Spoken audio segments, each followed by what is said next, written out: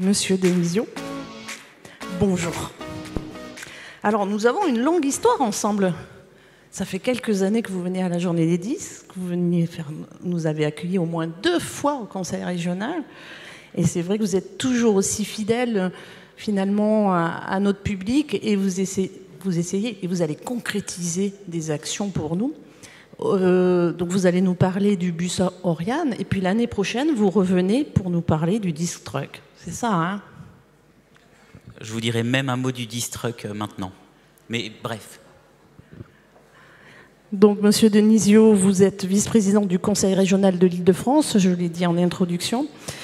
Et donc, vous allez nous présenter et donner envie à tous les jeunes qui sont venus ici aujourd'hui à venir visiter le bus de l'orientation, notamment, qui est juste devant le bâtiment. À vous la parole. Merci encore de votre présence. Merci, merci Nathalie.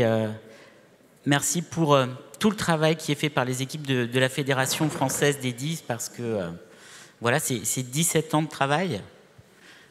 travail acharné pour faire reconnaître les spécificités des personnes qui ont des difficultés cognitives et qui ont des 10, et donc besoin d'un accompagnement particulier pour avoir elles aussi accès à une vie sociale normale, mais surtout, puisque c'est le cas aujourd'hui, accès à une orientation, au respect de leur choix de vie et à l'ambition scolaire.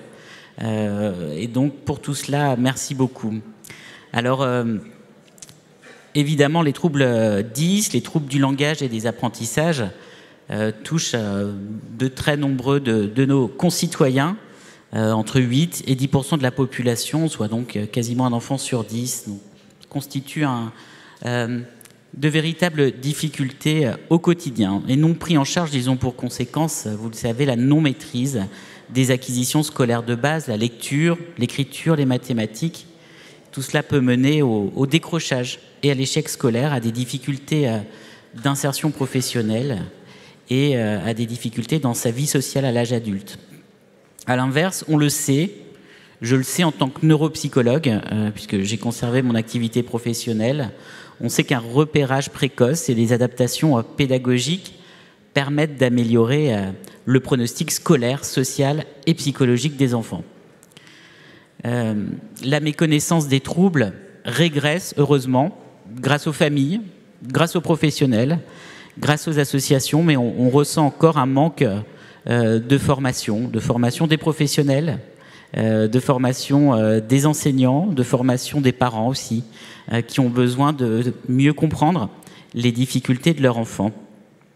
L'accès aux soins reste compliqué, je le dis en tant que vice-président d'une région qui est le premier désert médical de France, sur le diagnostic, sur la rééducation, la réadaptation, la réhabilitation cognitive, qui restent des parents pauvres dans l'offre de santé que l'on peut proposer aux franciliens et de manière plus générale à toutes les personnes concernées dans notre pays. Nous faisons également face à une pénurie de professionnels de santé. Les recrutements sont de plus difficiles. Là aussi, la région a un vrai travail à mener. Elle doit prendre toute sa part puisqu'elle a la compétence de la formation, et donc il nous revient aussi de pouvoir orienter des jeunes en recherche de vocation vers ces métiers, vers les métiers d'orthophoniste, vers les métiers de psychologue, vers les métiers de neuropsychologue, qui sont si indispensables à des vraies et bonnes prises en charge, des prises en charge globales. Alors j'allais vous dire, je vous ai dit Nathalie, je dis un mot sur le disc truck parce que c'est l'actualité de la région puisqu'on va le voter dans quelques semaines. Et je sais qu'il y aura l'unanimité au Conseil régional. Il n'y aura pas de difficulté politique, pas sur ce sujet. La région s'est engagée à financer une unité mobile de prévention des troubles 10 qui va permettre à une équipe pluridisciplinaire de se déplacer sur le terrain en bus et d'aller à la rencontre des enfants, des parents et des équipes pédagogiques dans un mouvement d'aller vers. Voilà, c'est moderne de dire on développe une stratégie aller vers. Il n'empêche que c'est concret. On va aller au plus proche des enfants qui ont potentiellement des 10 et donc potentiellement la nécessité d'être diagnostiqué, orienté, puis accompagné. Donc on aura une équipe pluridisciplinaire de médecins, rééducateurs, donc des orthos, des psychomotriciens, des ergothérapeutes et des neuropsychologues, ainsi que des enseignants spécialisés. Et on va se balader de quartier en quartier et d'école en école avec des objectifs. Pour l'instant, c'est fixé des objectifs modestes, 1200 élèves par an, ainsi que des rencontres avec les équipes pédagogiques. Voilà pour cette première actualité. La deuxième actualité du Conseil régional, c'est l'adoption d'un plan TSA-TND. Nous sommes la première région à avoir décidé de planifier, de proposer un plan sur les TSA et les TND et dans le cadre des troubles du neurodéveloppement, d'intégrer complètement la problématique 10. Je sais que d'autres régions sont sensibles au sujet et dans le cadre de l'Association des régions de France, je compte bien promouvoir ce fait que la région est une échelle importante et intéressante qui doit se placer en complémentarité du plan de l'État pour pouvoir apporter des réponses dans le cadre de ses compétences, la compétence lycée, la compétence orientation, la compétence formation, d'apporter des solutions aux familles concernées par les 10.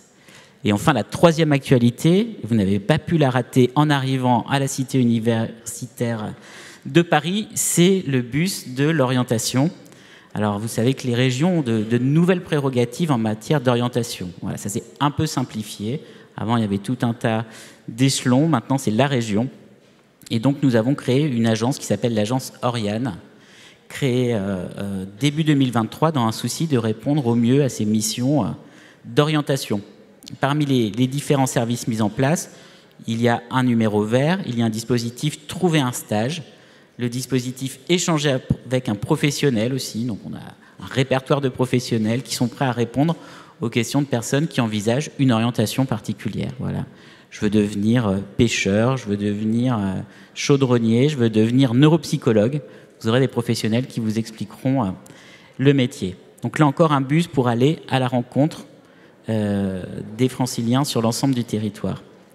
Ce bus, il interviendra dans les établissements scolaires, les collèges et les lycées, et dans le cadre d'autres événements destinés aux franciliens. Alors forcément, je suis très heureux. C'est sa première sortie, et on l'a fait symboliquement à votre congrès, à votre réunion.